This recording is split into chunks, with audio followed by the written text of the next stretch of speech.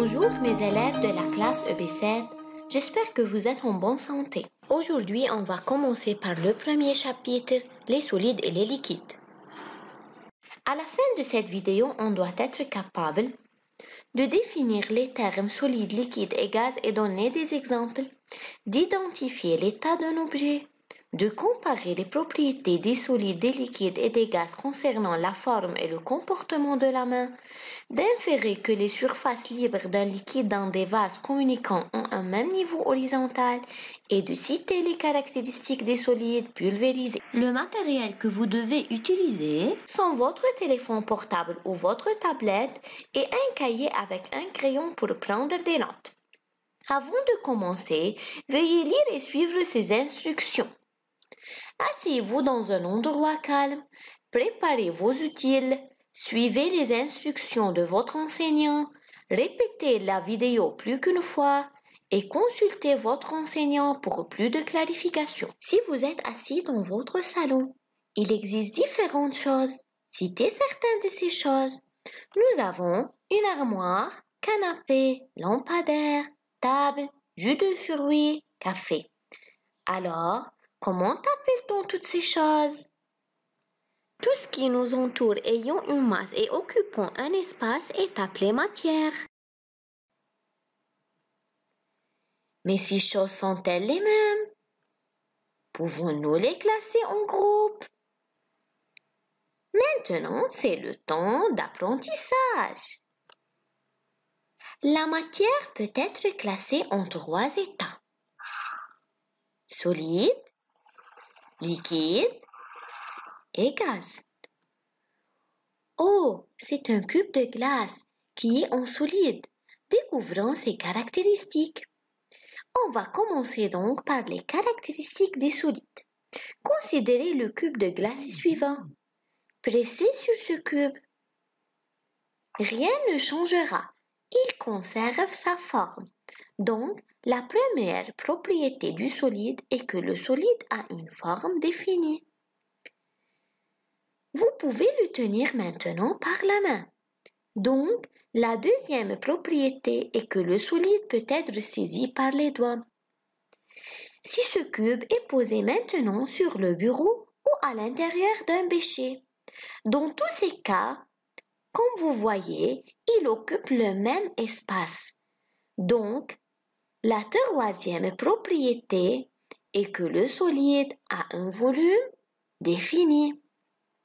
Donc, répétons les caractéristiques du solide. Le solide a une forme définie, peut être saisi par les doigts, a un volume défini.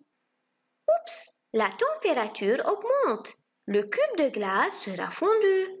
Le cube de glace est transformé en eau, c'est-à-dire à l'état liquide. Allons étudier les caractéristiques du liquide.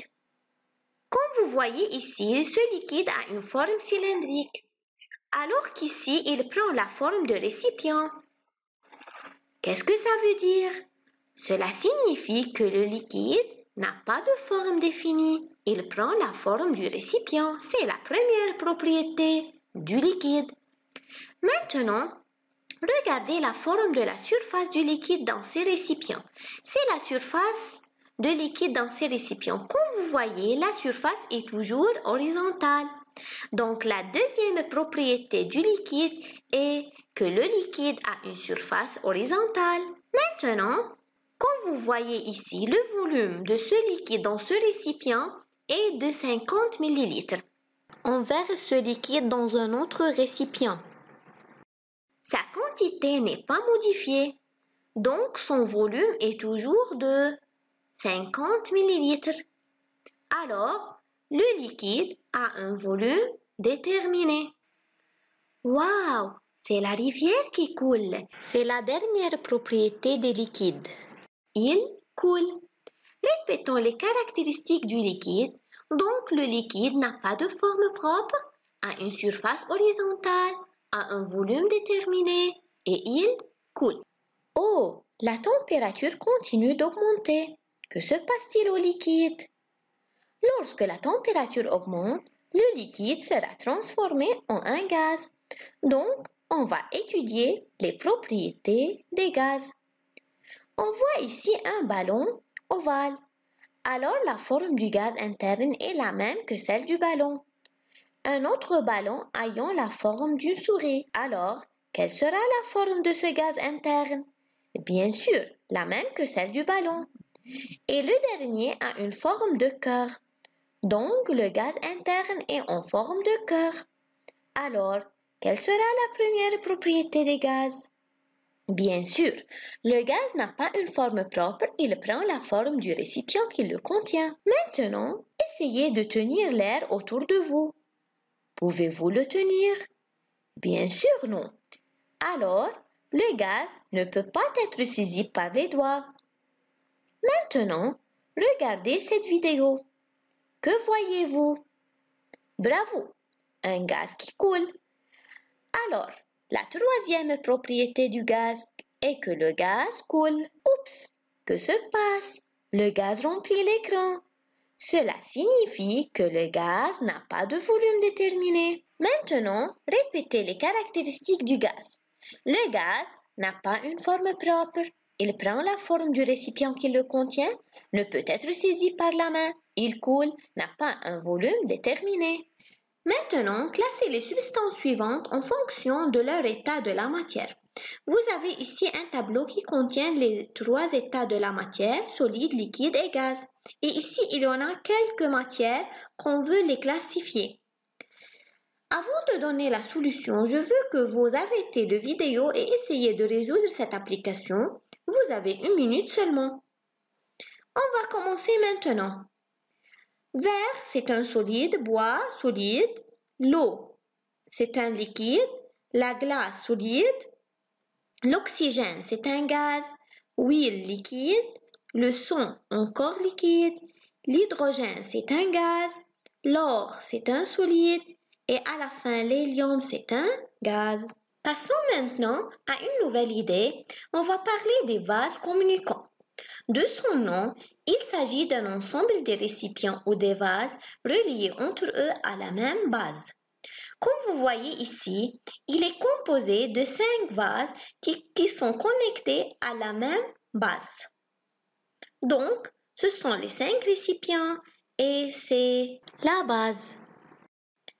Exemple, la théière ou l'arrosoir sont des vases communicants car ils sont constitués de 2 récipients reliés entre eux. L'enseignante a demandé aux élèves de dessiner le niveau d'eau dans les vases communicants. Comme vous voyez ici, il y en a 2 récipients qui sont vides. Les réponses étaient les suivantes. Une des réponses était de cette façon et la seconde était de cette façon. Mais quelle réponse est correcte? Pour savoir quelle réponse est correcte, on va regarder cette vidéo. Regardez le niveau de liquide dans les vases communicants.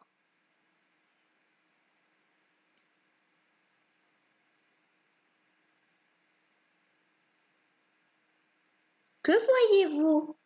Le niveau de liquide dans tous les récipients est le même, comme vous voyez ici.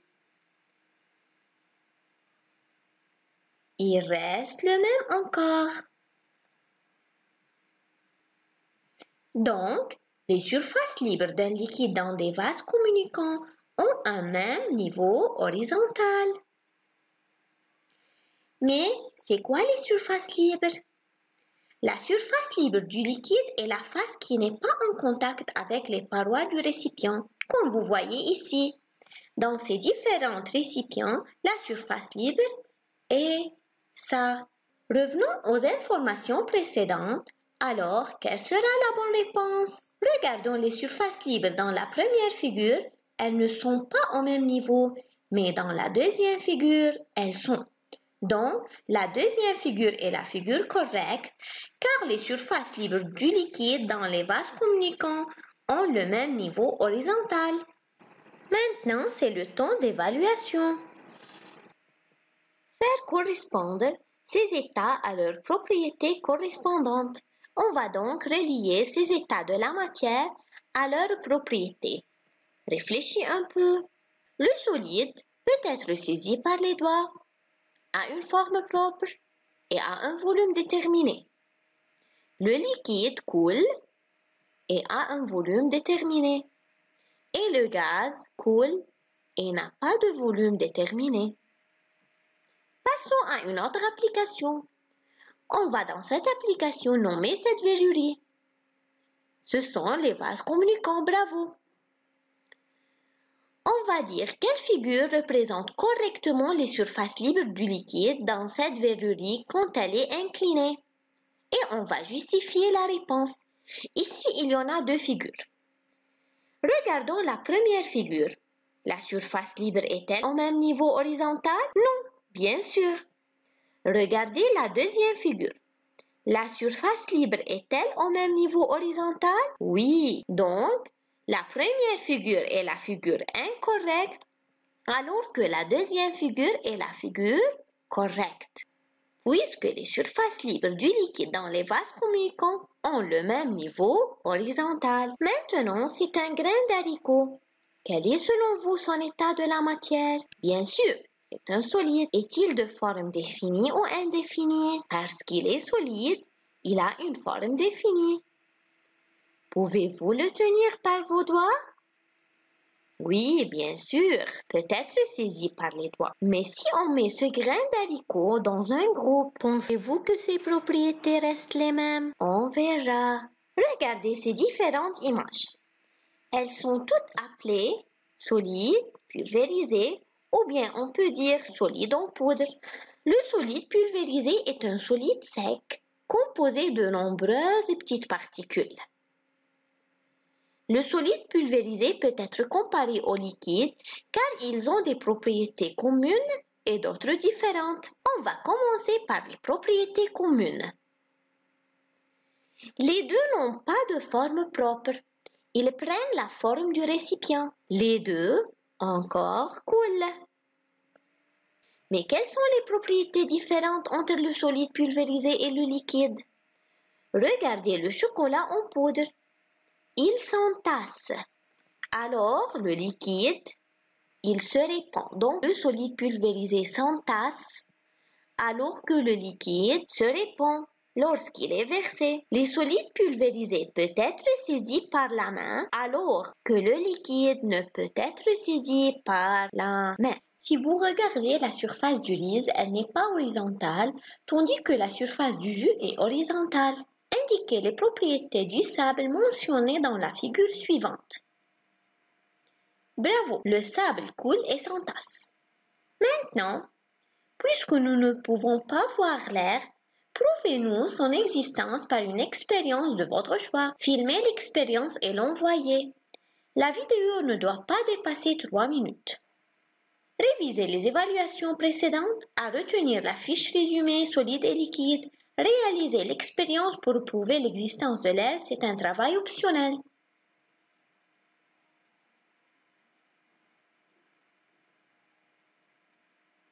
Merci pour votre attention.